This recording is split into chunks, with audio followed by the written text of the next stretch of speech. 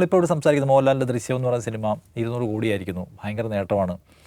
അദ്ദേഹത്തിൻ്റെ ആരാധകർ ഭയങ്കര സന്തോഷത്തിലാണ്, മാധ്യമങ്ങൾ അതിനെ ഭയങ്കര കൗതുകത്തോടെ നോക്കുന്നു. ഇതിനെ ഒഴുന്നടിക്കും കൗതുകത്തോടെ അല്ലാതെ നോക്കുന്ന ഒരാളുണ്ടെങ്കിൽ അത് മോഹൻലാലായിരിക്കും.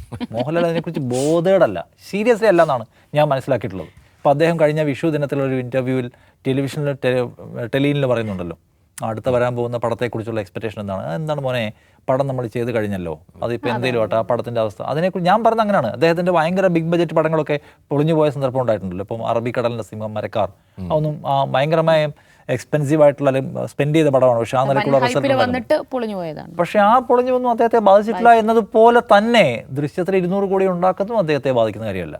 ഞാനൊരു നടൻ ഇവിടെ ഇങ്ങനെ നിൽക്കുന്നു, നിങ്ങൾ വരൂ, എന്നെ ഉപയോഗിച്ചോളൂ, ഉപയോഗിച്ചിട്ട് പോയിക്കോളൂ, നിങ്ങൾ ആ പ്രോഡക്റ്റ് കൊണ്ടുപോയി എന്ത് ചെയ്യുന്നുള്ളത് എൻ്റെ വിഷയമല്ല എന്നുള്ള മട്ടിൽ അദ്ദേഹം എപ്പോഴും എന്നെ സമീപിക്കുന്നത്. ഒരു നിലയ്ക്കുള്ള ഞാൻ എപ്പോഴും ഇവിടെ പറയാറുള്ളതാണ്, റിപ്പീറ്റ് ചെയ്യാൻ എനിക്ക് തോന്നുന്നത് അതൊരു ഭയങ്കര ക്വാളിറ്റിയാണ്. ഒരു ബാഗേജും ഇല്ലാതെ സഞ്ചരിക്കുക, അതായത് എനിക്കൊരു ഭാരവും ഇല്ലാന്ന്. നിങ്ങൾ എന്നെ വല്ല കുറ്റവും പറഞ്ഞോ, അതിൻ്റെ പേരിൽ ദിവ്യ ദിവാകരനോട് പിണങ്ങിയേക്കാം എന്ന് വിചാരിക്കുന്നവരാ ബഹുഭൂരിഷം വരും. ഇതതില്ല. ഞാനിപ്പോൾ ഇവിടുത്തെ നമ്മുടെ സ്ഥാപനപരമായ എക്സ്പീരിയൻസ് പറഞ്ഞാൽ പോലും അദ്ദേഹത്തെ നമ്മൾ വിമർശിക്കുന്ന പല എപ്പിസോഡ് ചെയ്തിട്ടുണ്ട്, അദ്ദേഹത്തെക്കുറിച്ച് നല്ലത് പറഞ്ഞ എപ്പിസോഡ് ചെയ്തിട്ടുണ്ട്. അതിൻ്റെ പേരിൽ എന്നാൽ എന്നെ വിമർശിക്കുന്ന ഒരു എപ്പിസോഡ് അവിടെ വന്നിട്ടുണ്ട്, എന്നാൽ ഇവന്മാരുമായിട്ട് സഹകരിക്കേണ്ടതില്ല എന്നൊരു തീരുമാനം ഒരിക്കലും എടുത്തില്ല. അവസാനം കൂടി നമുക്ക് എന്നാൽ ഇവിടെ ഏതോ ഒരു വാക്കുകൊണ്ട് വിമർശിച്ചു പോയി എന്നതിൻ്റെ പേരിൽ നിത്യവൈരാഗ്യത്തോടെ നടക്കുന്ന സിനിമാ താരങ്ങൾ കൂടി നിന്നുള്ളതാണ് മലയാള സിനിമ. രാഷ്ട്രീയക്കാരുണ്ട്. അപ്പോൾ എനിക്ക് മോഹൻലാലിനോട് ഒന്ന് ഏറ്റവും വലിയ റെസ്പെക്ട് അതാണ്. നിങ്ങൾ വിമർശിക്കാനും ചോദ്യം ചോദിക്കാനുള്ള നിങ്ങളുടെ അവകാശത്തെ അദ്ദേഹം മാനിക്കുന്നു.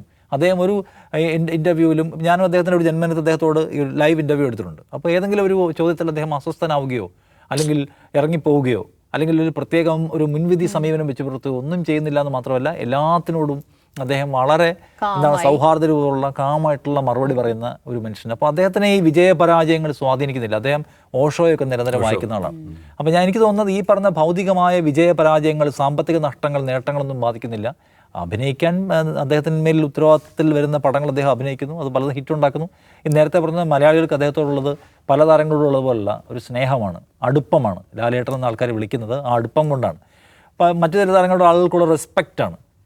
അദ്ദേഹം കണിശക്കാരനാണ്, കുറച്ച് അകന്ന് നിന്നേക്കാമെന്നൊക്കെ വിചാരിക്കുന്ന താരങ്ങളുണ്ട്. എന്നാൽ മോഹൻലാലിൻ്റെ കാര്യത്തിൽ അങ്ങനെയല്ല. മോഹൻലാൽ എന്ന് പറഞ്ഞാൽ അദ്ദേഹം ഭയങ്കര ഷൈ ആയിട്ടുള്ള ആയിട്ട് എനിക്ക് തോന്നിയിട്ടുള്ള കേട്ടോ. പൊതുവിടത്തിൽ പെരുമാറുന്നൊക്കെ ഭയങ്കര ഷൈനസ് മോഹൻലാലിനുണ്ട്. പക്ഷെ അപ്പോഴും അദ്ദേഹം എന്ത് ചെയ്യുന്നുള്ളൂ, നമുക്കൊരു ഡിസ്കംഫേർട്ട് ഫീൽ ചെയ്യിപ്പിക്കാത്ത തരത്തിൽ മലയാളികളുടെ കൂടെ ചേർന്ന് നിൽക്കുന്ന ഏതാണ്ട് എല്ലാത്തരം വേഷങ്ങളും ചെയ്തു പോയിട്ടുള്ള ഒരാൾ.